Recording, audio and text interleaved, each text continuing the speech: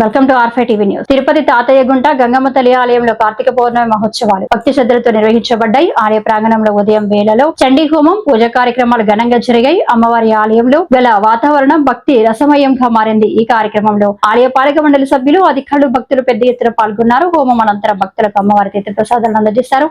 అమ్మవారి దివ్య సన్నిధిలో పాల్గొన్న భక్తులు కుటుంబ సమేతంగా ఆరోగ్యం, ఐశ్వర్యం, క్షేమం కోసం ప్రార్థనలు చేశారు. ఈ కార్యక్రమంలో తితిదే పాలక మండలి సభ్యుడు భానుప్రకాష్ రెడ్డి, తుడా చైర్మన్ డాలస్ దివాకర్ రెడ్డి సతీ సమేతంగా పాల్గొన్నారు. కార్యక్రమం సాఫీగా నిర్వహణ జరిగినందుకు ఆలయ చైర్మన్ నైనార్ మహేష్ యాదవ్, కార్యనిర్వహణాధికారి ఏ జయకుమార్ ధన్యవాదాలు తెలిపారు. తాతయ్యగుంట గంగమ్మ తల్లి కటాక్షం లభించిన వారికి సకల శుభ ఫలాలు, శాంతి, సౌభాగ్యాలు ప్రసాదిస్తుందనే నమ్మకం భక్తుల్లో ఉందన్నారు.